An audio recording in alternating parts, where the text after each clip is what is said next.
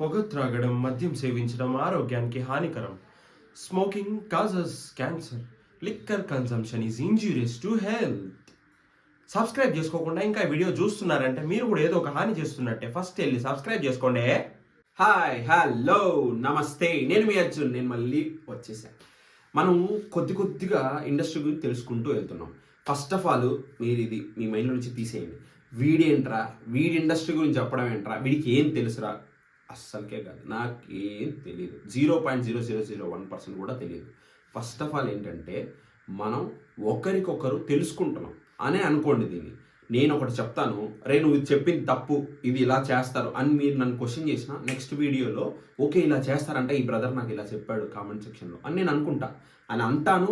Next వీడియోలో దాన్ని చేస్తాను కూడా. సో అలా మీరు ఏది నేను మీకు చెప్తున్నాను నేను పెద్దోడిని అని నేను ఎప్పుడూ అనలేదు, అసలు అవసరం కూడా లేదు. ఫస్ట్ ఆఫ్ ఆల్ ఇదేంటంటే ఒకరికొకరు ఇండస్ట్రీ గురించి తెలుసుకునేది మాత్రమే. ఇప్పుడు ఒక క్లైంబింగ్ ఉంటుంది, ఒకడు పైకి ఎక్కేస్తాడు. పైకి ఎక్కేసిన తర్వాత ఒక్కొక్కరిని పైకి లాక్కుంటూ వెళ్తారు. ఇది చూసే వీడియో నన్ను పైకి లాగేవాడు కావచ్చు, ఒకవేళ నన్ను పైకి వెళ్ళిన తర్వాత నేను మిమ్మల్ని లాగేవాడు కావచ్చు, ఎవరన్నా కావచ్చు. ఎవరిని డిసైడ్ చేయలేము. కాబట్టి ఇది ఒకరికొకరు తెలుసుకునేది మాత్రమే. కాబట్టి ఈరోజు ఏం తెలుసుకోబోతున్నాం అంటే మనం 24 క్రాఫ్ట్స్. 24 క్రాఫ్ట్స్ ఏంటంటే ఇప్పుడు మనం ఓకే ఈరోజు ఏం చేద్దాం, అమ్మకి ఈరోజు పని లేకుండా చేద్దాం, మనం కొద్దిగా స్పెషల్గా ఈరోజు బిర్యానీ చేద్దాం అమ్మ కోసం అనేసి మనం అన్నీ ప్రతి ఒక్కటి కడాయి, తర్వాత ఆ బిర్యానీ కావాల్సిన బాస్మతి రైస్, చికెన్, కలర్ వేసేది ప్రతి ఒక్కటి రెడీ చేసుకుంటాం కదా. ఇలా ఇండస్ట్రీలో కూడా సినిమా తీయడానికి కూడా 24 క్రాఫ్ట్స్ అనేది మెయిన్ ఇంపార్టెంట్.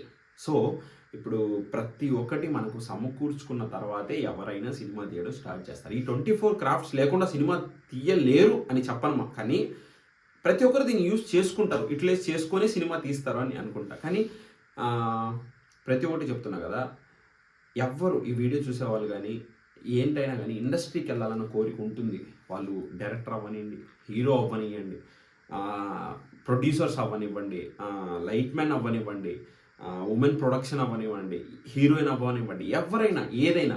ఇప్పుడు ఒకటి చెప్తాను, కొంతమంది లైట్ మ్యాన్ అవ్వడానికి కూడా ట్రైనింగ్ తీసుకుంటారు. ఎందుకంటే అరే నేను ఇంత బాగా ఈ హీరోకి లైట్ పెడితే ఆ హీరో ఇంత బాగా గ్రైన్ అవుతాడు రా అనే మెంటాలిటీతో ఉండే వాళ్ళు ప్రతి ఒక్కరు కూడా ఉంటారు. ఆర్ట్ డిజైన్స్ చాలామంది ఉంటారు, ఇండస్ట్రీకి వెళ్ళాలన్న కోరికతో చాలా పిచ్చితో ఉంటారు.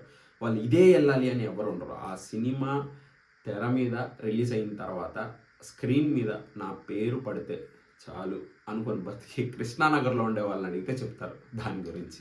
సో ఇలా 24 క్రాఫ్ట్స్ గురించి ఈరోజు ఒకరికొకరు మాట్లాడుకుందాం. సో 24 క్రాఫ్ట్స్లోకి వస్తే పైనుంచి కిందకి చెప్తే నార్మల్గా ఉంటుంది అది, ఎందుకంటే వాళ్ళు పైన ఉండే మెయిన్ ఇది ఓకే. కానీ కింద నుంచి మనం పైకి వెళ్దాం. సో కింద నుంచి పైకి వెళ్దాం వల్ల ప్రతి ఒక్కటి ఏమవుతుందంటే ప్రతి ఒక్కటి కవర్ చేస్తాం. ఇంకోటి ఏంటంటే మెయిన్ అనేది లాస్ట్లో చెప్పుకుంటాం. సో ఇది 24 క్రాఫ్ట్స్ని మనం ఈరోజు కవర్ చేద్దాం. సో లెట్స్ గో, వీడియోలోకి వెళ్ళిపోదాం. Let's go. మనం 24 క్రాఫ్ట్స్ గురించి తెలుసుకుందాం అనుకున్నాం. 24 క్రాఫ్ట్స్లో మనం కింద నుంచి పైకి తెలుసుకుంటూ వెళ్తున్నాం కదా. సో మనం 24 క్రాఫ్ట్స్లో ఇప్పుడు తెలుసుకోబోయేది ఏంటంటే junior artist. Yes, junior artist గురించి తెలుసుకోబోతున్నాం. ఇప్పుడు మనము హీరోలు ఒకరు ఇద్దరు, ఒకవేళ సినిమాకి తీయాలంటే హీరోయిన్లు ఒకరు ఇద్దరు, ఓకే. ఇలాగా జూనియర్ ఆర్టిస్టులకు వస్తే వాయమ్మ ఎంతమంది ఉంటారంటే సినిమాకి లెక్క లేదు. అంటే కొన్ని సినిమాలు కొన్ని ఏరియాస్లో జరిగేటప్పుడు ఒక బౌండరీ గీసేసుకొని ఇంతమందే ఉంటారు దాంట్లో. సో సినిమాస్ ఉంటాయి. అలాంటి సినిమాల్లో ఏంటంటే ఇప్పుడు ఇంతమందే చాలు, దానికి ఎక్కువ మంది జూనియర్ ఆర్టిస్టులు ఏం అవసరం లేదు. కానీ కొన్ని సినిమాలు ఉంటాయి, అలాంటి సినిమాలో జూనియర్ ఆర్టిస్టులు ఏంటంటే నీకు కనిపించినంత దూరం జూనియర్ ఆర్టిస్టులు ఉంటారు. అయితే మాట్లాడే వాళ్ళకి డైలాగ్స్ ఉంటాయి, వాళ్ళకి ప్రొలాంగ్స్ ఉంటాయి, వాళ్ళకి స్క్రీన్ స్పేస్ ఎక్కువ ఉంటుంది. ఇలాంటి వాళ్ళని మనం జూనియర్ ఆర్టిస్ట్ కిందకి తీసుకొస్తాం. సో వీళ్ళందరూ జూనియర్ ఆర్టిస్టులే. ఇలాంటి జూనియర్ ఆర్టిస్టులు చాలామంది ఉంటారు. జూనియర్ ఆర్టిస్టులో కమెడియన్స్ ఉంటారు, లేడీ యాక్టర్స్ ఉంటారు. సో మనల్ని వాళ్ళు నవ్విస్తారు. ఒక్కొక్క దీంట్లో వాళ్ళు మనల్ని ఎమోషన్ చేసేస్తారు. వాళ్ళు చాలా చాలా ఎమోషన్ మనం గురి చేస్తారు. వాళ్ళు కోపడితే కూడా మనం నవ్వుతాం కొన్ని దాంట్లో. ఎందుకంటే ఇప్పుడు ఒక మంచి కమెడియన్ ఉన్నారనుకో, ఆ కమెడియన్ చేసే హెవీ కోపాన్ని కూడా మనం ఎలా తీసుకుంటాం అంటే కామెడియన్ ఓకే అలా స్క్రీన్ మీద మనం చూసేటప్పుడు అలాంటి జూనియర్ ఆర్టిస్టులు ఎంతోమంది ఉన్నారు ఇండస్ట్రీలో, చాలామంది ఉన్నారు. ప్రతి ఒక్కరికి నిజంగా చెప్తున్నా హ్యాట్స్ ఆఫ్. ఎందుకంటే వాళ్ళు ఏ రోజు అనుకోరు నాకు ఇంతసేపు నేను సినిమాలో ఉండాలి, ఇంతసేపు నేను అస్సలు అనుకోరు. వాళ్ళు కూడా కోరుకునేది ఏంటంటే ఒక్కటే, నా పేరు పడాలి. ఇంకోటి ఏంటంటే నేను కనిపించినంత సోపు నేను చూపించే ఎమోషన్ చూసే ఆడియన్స్ ఫీల్ అవ్వాలి. ఇదొక్కటే వాళ్ళ మైండ్లో ఉంటుంది. అలా ప్రతి ఒక్క జూనియర్ ఆర్టిస్ట్ వాళ్ళ మైండ్లో ఇదే రన్ చేసుకుంటూ ఉంటారు. మనం వెళ్తున్నాం ఈరోజు వర్క్ ఇది చేసుకోవాలి. అలా నేను పేర్లు చెప్పను, ఎందుకంటే ఒకరి పేరు చెప్పాను అనుకోండి ఇంకోరు మనం అంటే వీళ్ళు సరే ఇప్పుడు ఒకరి పేరు చెప్తున్నాం ఇంకొకరి పేరు చెప్పట్లేదు, వాళ్ళు నీ వీడియో చూసి బాధపడతారా అంతుందా అని కాదు. సో కానీ వద్దు, వీళ్ళ పేరు చెప్పి వీళ్ళ పేర్లు ఎందుకు అనేసి నేను ఎవరి పేరు చెప్పట్లేదు. జూనియర్ ఆర్టిస్ట్ అంటే మీరు అనుకోండి, ఇంకా సపోర్టివ్ క్యారెక్టర్స్ చేసేవాళ్ళు, వాళ్ళ కింద సపోర్టివ్ క్యారెక్టర్ ప్రతి ఒక్కరు జూనియర్ ఆర్టిస్ట్ కిందకే వస్తారు. సరేనా? ఇలా ఎంతోమంది ఉన్నారు ఇండస్ట్రీలో, వాళ్ళందరికీ హ్యాట్స్ ఆఫ్. వాళ్ళందరూ మమ్మల్ని ఎప్పుడు నవ్విస్తూనే ఉంటారు, ఎప్పుడు ఏడిపిస్తూనే ఉంటారు, ఎప్పుడు కోప్పడినా మాకు నవ్వు వస్తుంటుంది. ఇంకా వాళ్ళ ఎమోషన్, ప్రతి ఒక్క ఎమోషన్ మేము ఫీల్ అవుతూనే ఉంటాము. సినిమాకి వీళ్ళు ఎంత ఇంపార్టెంట్ అంటే కొన్ని సీన్స్లో వీళ్ళు లేకపోతే ఆ సీన్ ముందరికి వెళ్ళదు, అలా ఉంటుంది.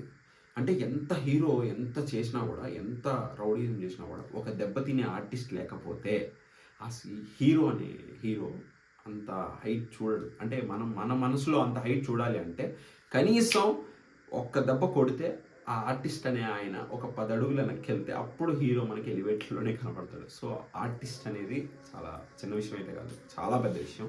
సో అలాంటి జూనియర్ ఆర్టిస్ట్ అందరికీ హ్యాట్స్ ఆఫ్. సో నెక్స్ట్ దానిలోకి వెళ్ళిపోదామా. 24 క్రాఫ్ట్స్లో ఫస్ట్ క్రాఫ్ట్ అయిపోయింది. నెక్స్ట్ 24 క్రాఫ్ట్స్లోకి వచ్చేస్తే నెక్స్ట్ క్రాఫ్ట్ వచ్చేసరికి ప్రొడక్షన్ ఉమెన్. ఇప్పుడు ఒక సీన్ జరుగుతుంది. ఆ సీన్ ఏంటంటే బర్త్డే సీన్. అంటే ఇప్పుడు ఒక హీరోయిన్కి బర్త్డే సెలబ్రేట్ చేస్తున్నాడు హీరో. అక్కడ ఏమవుతుందంటే కేక్ కట్ చేసే ముందు క్యాండిల్స్ పెట్టి, క్యాండిల్స్ ఊదిన తర్వాత పార్టీ పోట్స్ ఉంటాయి కదా, ఇవి కొడతారు. అవి బంప్ అవుతాయి, అవి మొత్తం వస్తాయి కదా, ఇంకా పేపర్స్ అవన్నీ వస్తాయి, ఎన్ని పడతాయి, అంత బాగుంటుంది, సీన్ అదిరిపోద్ది. డైరెక్టర్ అసలు విజువల్స్ అది ఇది ఇంకా వేరే లెవెల్ వచ్చింది అని ప్రతి ఒక్కటి మైండ్లో వచ్చిన తర్వాత అంతా అయిపోతుంది. ప్యాకప్ చెప్పే ముందు డైరెక్టర్కి ఒక థాట్ వస్తుంది, అరే కేక్ పెట్టే ముందు ఐ లవ్ యూ అని ఇలాగ ఏదైనా చెప్పి కట్ చేసి ఉంటే బాగుంది, అబ్బా అదొక్కటి దొరికింది, ఏం చేద్దాం అని డైరెక్టర్ అనుకున్నప్పుడు ఏం చేస్తాడు, మళ్ళీ రీటేక్ అంటాడు. రీటేక్ అనగానే ఇప్పుడు అక్కడ ఎంత డస్టీ ఉంటుంది, కేక్ ఇదైపోయి ఉంటుంది.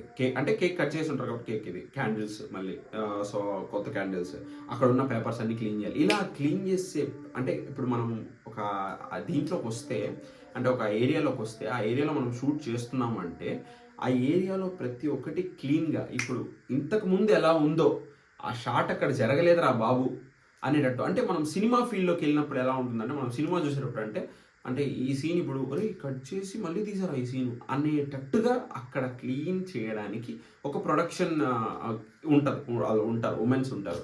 సో ఇలాంటి ప్రొడక్షన్ ఉమెన్స్ మనం సినిమాలో ఎక్కువ మంది ఉంటారు ఓకే, కానీ మనం ఎక్కువ మంది ఎక్కడ చూస్తుంటాం అంటే డి షోస్, ఇంకా ఉంటాయి కదా షోస్ ఉంటాయి కదా, సమ్ షోస్ ఉంటాయి కదా, మా టీవీలో జరిగే షోస్ కానీ, ఈటీవీలో జరిగే మళ్ళా జరిగే షోస్ కానీ, ఇలా ప్రతి ఒక్కటి అక్కడ ఏంటంటే వాళ్ళు ఇమీడియట్గా క్లీన్ చేస్తూనే ఉంటారు. ఒక డ్యాన్స్ పర్ఫార్మెన్స్ అవుతుంది, ఆ డ్యాన్స్ పర్ఫార్మెన్స్ అవ్వగానే అక్కడ ఉండే ప్రతి ఒక్క పార్టికులర్స్ని వాళ్ళు క్లీన్ చేసి మళ్ళీ న్యూ స్టేజ్ లాగా తయారు చేస్తారు.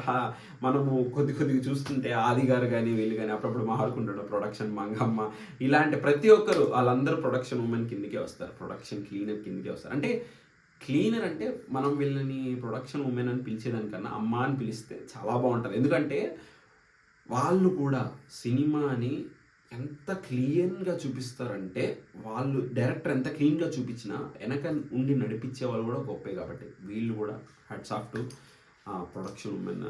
సో ఇలాగా ప్రతి ఒక్కరికి, ప్రతి అమ్మకి హ్యాట్స్ ఆఫ్ చెప్తున్నా నేను.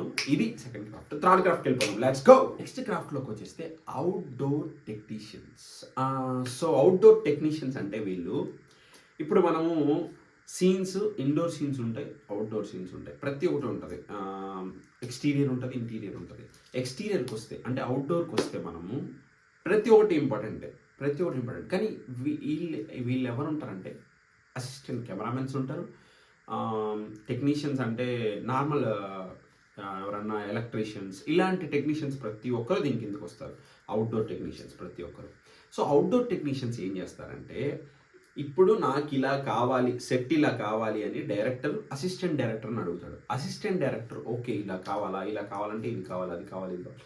ప్రతి ఒక్కటి మనకి అవుట్డోర్ టెక్నీషియన్స్లో అవుట్డోర్ షూటింగ్ జరిగేటప్పుడు అవుట్డోర్ టెక్నీషియన్స్తో మాట్లాడుకుంటారు.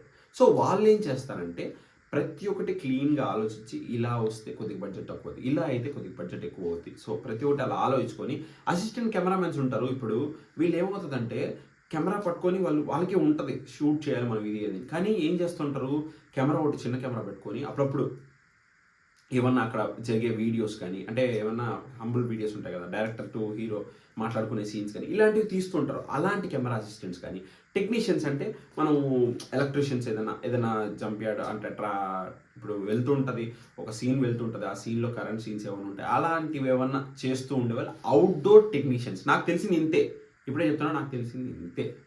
మీకు తెలిసింది ఇంకా ఎక్కువ ఉండొచ్చు, నాకన్నా తక్కువ ఉండొచ్చు, నాకన్నా ఎక్కువ తెలిసి ఉంటారు కదా మీకు, దాన్ని కామెంట్ సెక్షన్లో కామెంట్ చేయండి. అప్పుడు నాకు ఇంకా తెలుస్తుంది, అప్పుడు ఓహో ఓకే అని అనుకుంటా నేను. సో ఇది అవుట్డోర్ టెక్నీషియన్స్ గురించి.